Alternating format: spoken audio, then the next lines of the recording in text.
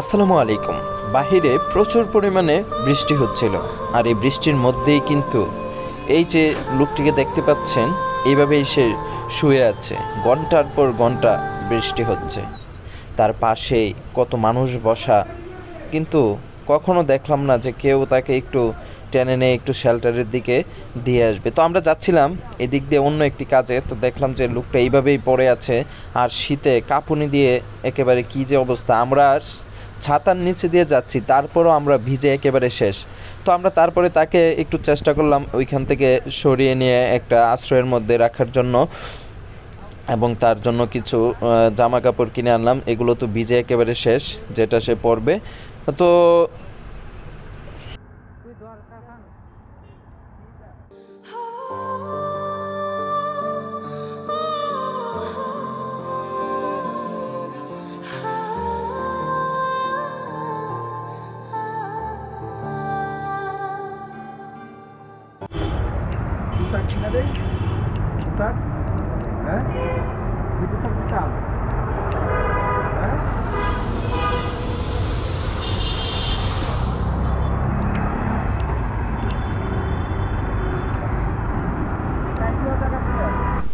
উনি ওনার নামটা পর্যন্ত বলতে পারে না, বা কোথায় থেকে এসেছে, কি করে না করে কিছুই কিন্তু সে বলতে পারে না। তো তাকে আমরা একটা শেল্টারের দিকে, কারণ বাইরে তো প্রচুর পরিমাণে বৃষ্টি হচ্ছে, তাই এই দিক দিয়ে কোথাও কোনো জায়গা পাচ্ছিলামও না। তো একটা শেল্টার পেয়েছি, ওইখানে তাকে বসিয়ে এখন যাচ্ছি তার জন্য কিছু পোশাক এবং খাবার কিনে আনার জন্য, যেহেতু ওনার পোশাকগুলো একেবারে ভিজে গিয়েছে। তো লুঙ্গি কিনবো আর গামছা কিনবো, কারণ এটাই এখন তার প্রয়োজন। গামছা দিয়ে মাথাটা তো বুঝতে পারবে, আর এগুলো এইদিকে হ্যাঁ, এইদিকে শুকানোর জন্য দিব।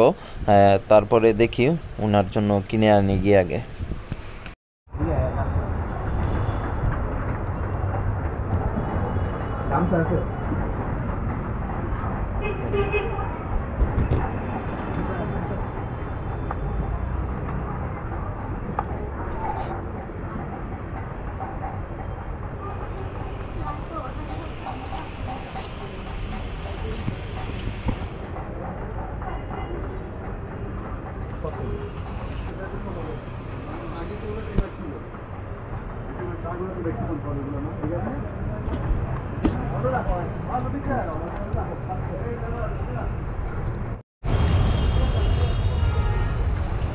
একটা দুর্ঘটনা হলো।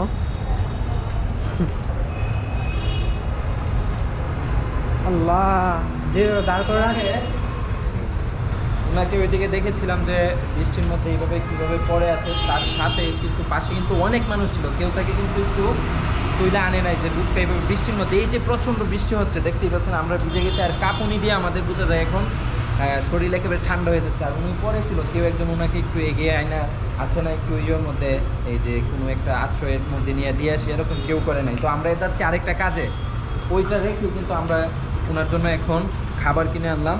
তারপরে লঙ্গি, এটা খুলে ফেলেন, এটা রাখেন, এটা নিচে রাখেন, এটাও রাখেন, গেঞ্জিটা খুলেন, এটা আপনার জন্য নতুন কাপড় আনছি। হ্যাঁ, খুলে ফেলেন, খুলতারেন না।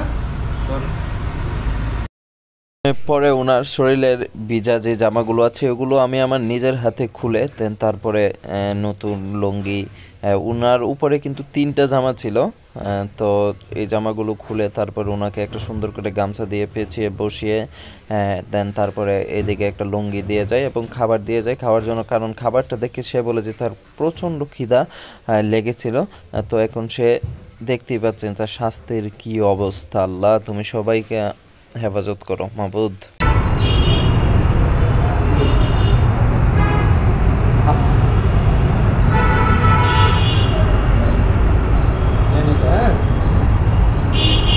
বুঝতে পারেন? হ্যাঁ, হ্যাঁ,